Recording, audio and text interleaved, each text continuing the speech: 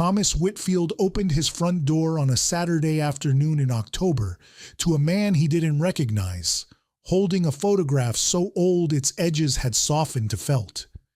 "I made your brother a promise 20 years ago," the stranger said, voice trembling in a way that made Thomas grip the doorframe.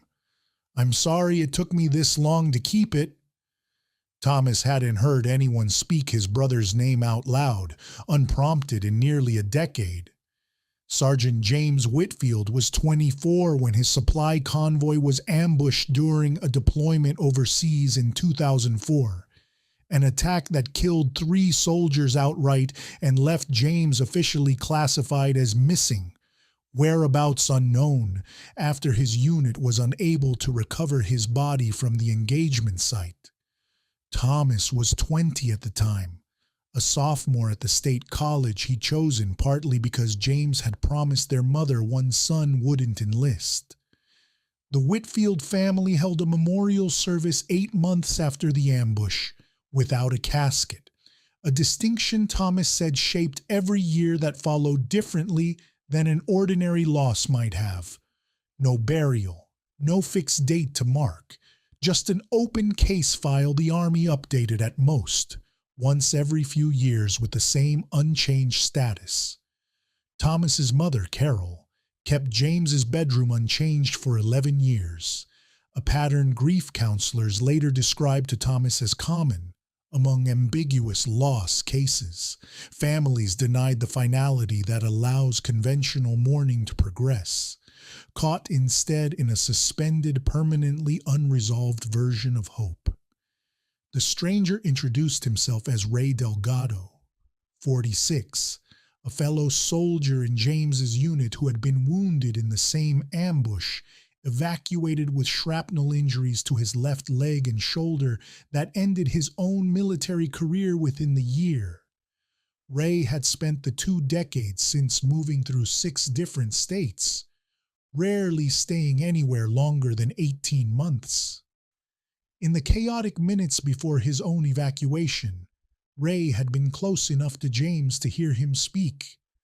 Not combat details, but a personal message intended for Thomas, delivered in the specific, urgent shorthand people use when they suspect correctly that they may not get another chance to say it themselves. Ray didn't deliver the message when he returned home. He developed severe post-traumatic stress disorder, compounded by alcohol dependency he didn't begin treating until his late 30s, and carried a specific disabling guilt. He had survived an ambush James hadn't, and delivering James's final words felt, for years, like an obligation he was too broken to complete without falling apart entirely in front of a family he'd never met.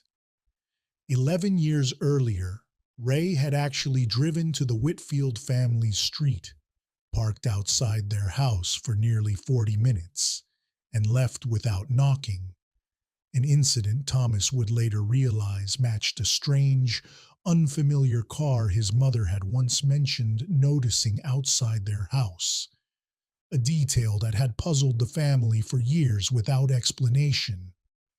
Ray entered a structured VA recovery program at 43, achieving sustained sobriety for the first time in 14 months by the time he decided, with his therapist's support, that keeping his promise to James was no longer optional if he wanted his own recovery to mean anything beyond personal survival. Sitting with Thomas in the same living room James had grown up in, Ray finally delivered it. James had asked Ray, if anything happened, to tell Thomas that becoming a teacher instead of following him into the military wasn't a smaller life. It was, in James's exact remembered words, the version of brave that actually gets to stick around. Thomas had, in fact, become a high school history teacher 19 years earlier, a career path he'd sometimes quietly doubted, unaware his brother had specifically, deliberately affirmed it in what may have been among his final coherent thoughts. 3 weeks after Ray's visit, Thomas received a separate formal notification from the Defense POW/MIA Accounting Agency, the federal agency responsible for identifying and repatriating missing service members' remains, informing him that partial remains recovered near the original ambush site in 2011 had finally been positively identified as James's, made possible by updated mitochondrial DNA sequencing techniques not available at the time of initial recovery. The DPAA caseworker explained that the agency currently maintains active identification efforts for more than 81,000 unaccounted for service members across prior conflicts, with roughly 200 identifications completed annually nationwide. A backlog that made James's case, while devastating in its length, unfortunately typical rather than exceptional. Thomas described the overlap, Ray's message and the DPAA identification landing within the same month after 20 years of separate, parallel silence. Not as coincidence exactly, but as the specific kind of overdue convergence that happens when two long-delayed processes, one bureaucratic and one deeply personal, finally both reach their conclusion. James was formally buried with full military honors 4 months later, in a ceremony Thomas said felt like closing a door he hadn't fully realized had been standing open his entire adult life. Ray attended in dress clothes Thomas later learned he'd borrowed, unable yet to afford his own suit on his disability benefits. Thomas's mother, Carol, had died 6 years earlier from ovarian cancer, never learning either the identification or the message.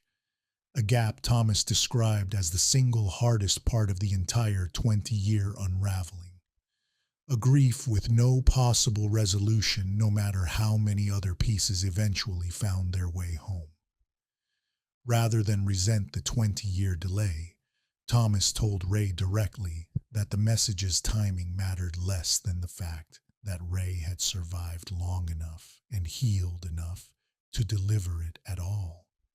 A reframing Ray's therapist later said was instrumental in Ray's continued recovery, giving him something he'd never expected: forgiveness he hadn't been sure he'd earned. Thomas and Ray now speak most weeks, an unlikely friendship built from a shared connection to a man neither of them gets to talk to directly anymore. Ray moved to Thomas's town 8 months after that first visit, taking a maintenance position at Thomas's school district, a job Thomas helped connect him with.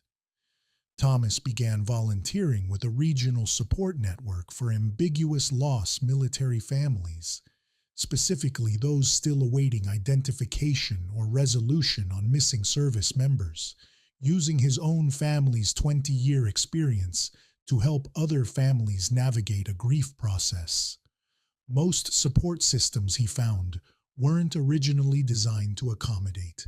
Working with the same nonprofit, Thomas testified before a state Veterans Affairs Committee 18 months after James's funeral, advocating for expanded state-level support for MIA and unaccounted for service members' families, citing DPAA's own published backlog data as evidence that families like his shouldn't have to wait 2 decades for basic answers without structured support in the meantime. Ray still talks in therapy and occasionally with Thomas directly about those 11 years earlier 40 minutes parked outside the house, not as a failure exactly anymore, but as proof, he's come to believe, that some promises take exactly as long as a person needs to heal enough to actually keep them without breaking further in the process. James's family didn't get a body for 20 years, a message for 20 years, or a mother who lived to hear either. The lesson isn't that everything eventually arrives if you wait long enough. Plenty of families wait decades and receive nothing at all.